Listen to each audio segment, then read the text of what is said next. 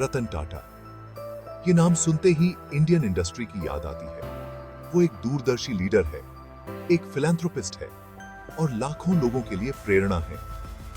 मशहूर टाटा परिवार में जन्मे रतन टाटा का सफर कड़ी मेहनत, दृढ़ संकल्प और एक्सीलेंस के लिए अटूट प्रतिबद्धता की कहानी है। टाटा स्टील में छोटी सी शुरुआत से लेकर टाटा ग्रुप को ऊंचाइयों तक ले जाने तक रतन टाटा की कहानी विजन, ईमानदारी और सामाजिक जिम्मेदारी की पावर को दिखाती है। अपने करियर में रतन टाटा ने न केवल व्यवसायों को बदला है, बल्कि अपने फिलैंथ्रोपिक कामों से अनगिनत लोगों के जीवन को भी छुआ है। उनकी कहानी उम्मीद की किरण है। यह दिखाती है कि समर्पण और दयालु हृदय से व्यक्ति वास्तव में दुनिया में बदलाव ला सकता है। उनका जीवन और काम आज भी कई पीढ़ियों को प्रेरित करता है। हमें याद दिलाता है कि सफलता तभी अच्छी लगती है जब वह पूरे समाज को फायदा पहुंचाए। उनका सफर भले ही एक अमीर परिवार में शुरू हुआ, लेकिन यह ह्यूमिलिटी और परसिवियरेंस की पावर को दिखाता है। यह हमें याद दिलाता है कि असली लीडरशिप सिर्फ बिजनेस में सक्सेस पाना नहीं, बल्कि दूसरों के जीवन को बेहतर बनाना भी है। रतन टाटा की विरासत सिर्फ टाटा ग्रुप ही नहीं, बल्कि वो वैल्यूज भी हैं जो वो मानते हैं: ईमानदारी, करुणा और देश के निर्माण के प्रति समर्पण। रतन टाटा का बचपन टाटा परिवार के वैल्यूज के साथ बीता। 1937 में जन्मे रतन टाटा टाटा ग्रुप के संस्थापक जमशेदजी टाटा के परपोते थे।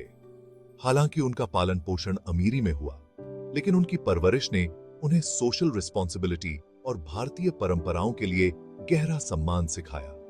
टाटा परिवार अपने फिलैंथ्रोपिक नेचर के लिए जाना जाता था, एक ऐसी विरासत जिसने रतन टाटा के जीवन के दृष्टिकोण को बहुत प्रभावित किया।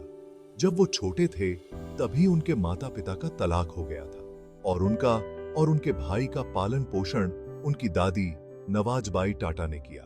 नवाजबाई एक मजबूत कैरेक्टर वाली महिला थी, जिन्होंने अपने पोते को कड़ी मेहनत, ईमानदारी और करुणा का महत्व सिखाया। उन्होंने रतन के वैल्यूज और सोच को आकार देने में महत्वपूर्ण भूमिका निभाई। उनके प्रिविलेज्ड बैकग्राउंड के बावजूद उन्होंने यह सुनिश्चित किया कि रतन और उनका भाई अपने संस्कारों से जुड़े रहें। रतन टाटा की शिक्षा भारतीय और पश्चिमी दोनों का मिश्रण थी।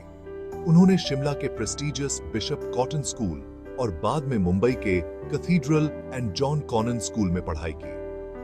उच्च शिक्षा के लिए वो अमेरिका चले गए, जहां उन्होंने 1962 में कॉर्नेल यूनिवर्सिटी से आर्किटेक्चर में डिग्री हासिल की।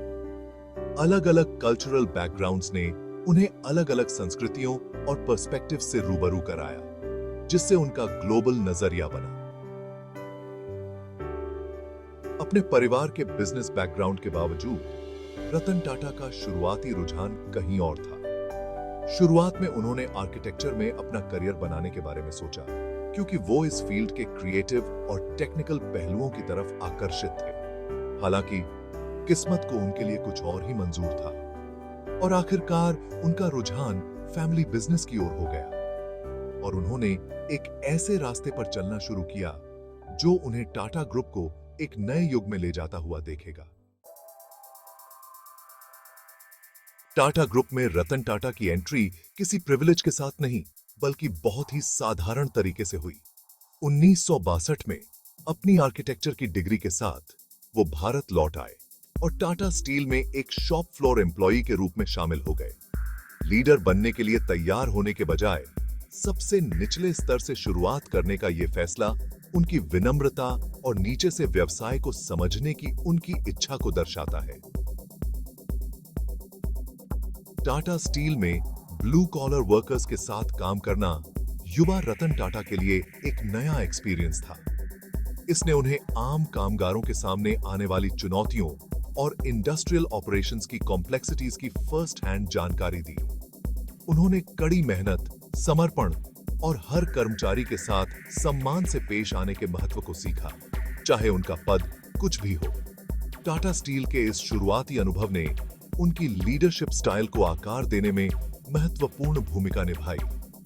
इसने उनमें एम्पैथी, ओपन कम्युनिकेशन और मैनेजमेंट के प्रति पीपल सेंट्रिक अप्रोच के महत्व की गहरी समझ पैदा की।